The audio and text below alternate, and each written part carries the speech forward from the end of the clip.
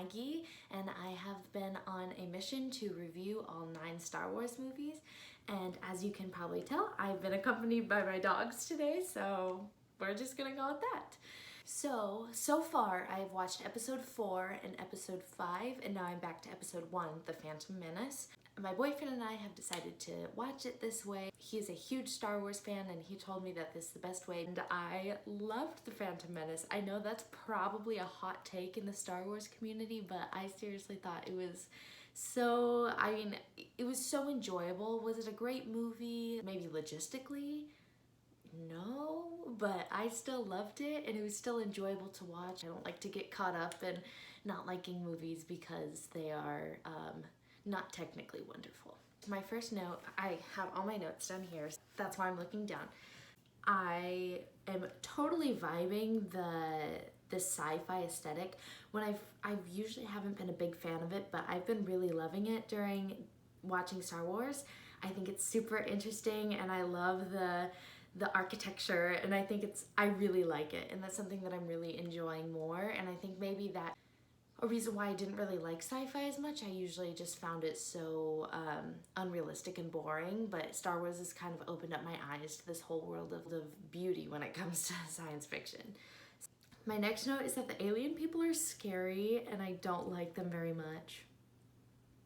That's all. And then the next thing is, obviously the battle droids are not the bestest, but the way that they move is so funny, and I want to insert a clip because they were just cracking me up the entire movie. Like, the way that they move and the way that they walk is just so funny. And like I've said in literally every single video, everybody walks so funny, but that's just so true, so I'm gonna keep on saying that. So the next thing that I wrote down is that Jar Jar Binks is my favorite character. I know some people find him so cringy, but he was so lovable and so weird and quirky, and I loved him. He's so cute.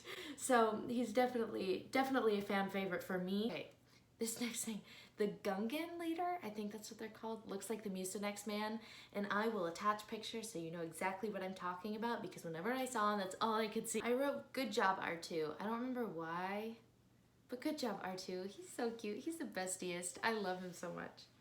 Oh my gosh, the fact that young Anakin made C-3PO breaks my heart.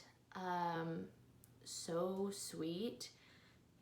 It's very interesting to me, and I'm excited to see the next 2 movies to see how this progresses, but how he goes from the sweet young boy to being a literally like the most evil man who's willing to kill people without a second thought.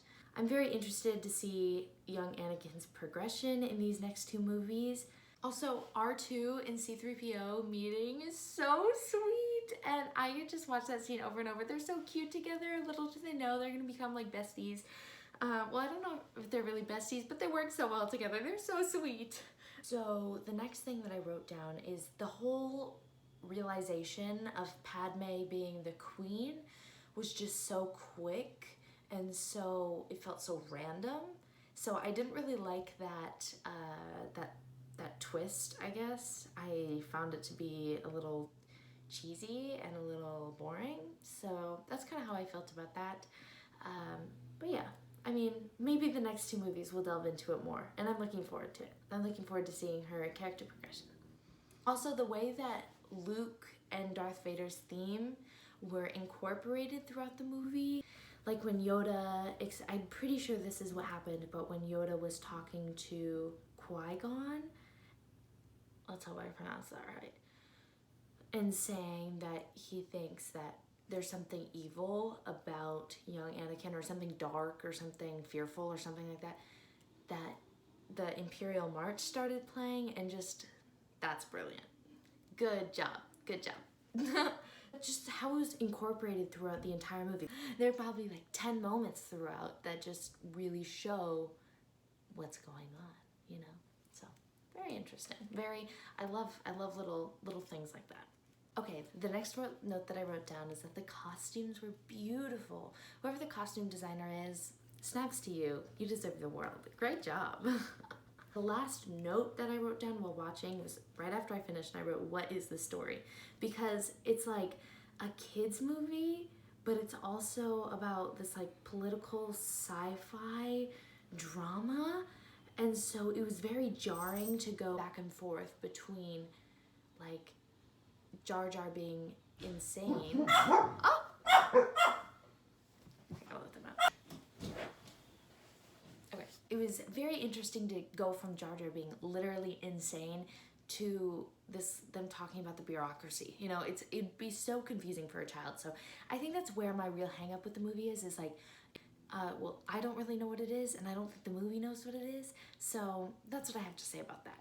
But I mean, I still really enjoyed it, and it was also confusing when it came to it was so, like, in the battle scenes, it was so CGI, and then it would go straight to like a live action science fiction movie. So going back and forth during those battle scenes was like so back and forth, which is a little abrupt to me, but still loved it.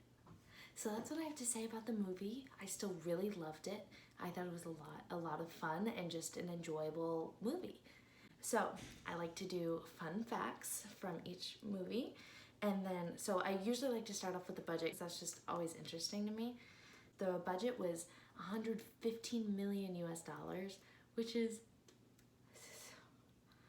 the jump from 18 million in episode 5 to now 115 million is crazy. And it created $1.027 billion in the box office. That is astounding and absurd. It's so cool. Good for you, Star Wars. And then I found out that George Lucas writes all of his movies with pen and paper. I liked it. That's cool. Good for you. Good for you. So yeah. Another fun fact is that Jar Jar Binks was supposed to have green skin, but underwater animals usually don't have a green hue, so they decided to go with orange instead. And I think it was a great choice, so yeah. My last fun fact is that some of the cheers emanating from the audience at the pod race were from a San Francisco 49ers game. The sound designer went and caught clips of that and put it in the movie. All right, that is what I have to say for this movie. I definitely give it probably 3 out of 5 stars just because I don't think it knew what it was. But I still really loved it, and if you want to check out my review on letterboxd or just my letterboxd, it's at Maggie Barry, so go check that out there, and you can like or subscribe or whatever. And then also I'd like to say I got almost 100 views on A New Hope review, so thank you if you've watched that. That means a lot. It might seem puny to some, but it was very exciting for me. So thank you for watching and subscribing, and I will see you for the next movie. Bye!